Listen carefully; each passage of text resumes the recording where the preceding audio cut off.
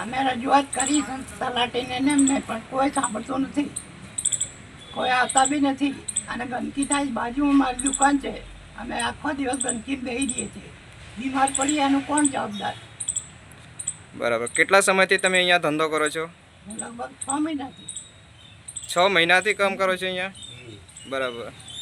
શું તમને દુર્ગંધ આવે છે અહીંયા? આવે છે ને, દુર્ગંધ આવે છે બાજુમાંથી. બરાબર.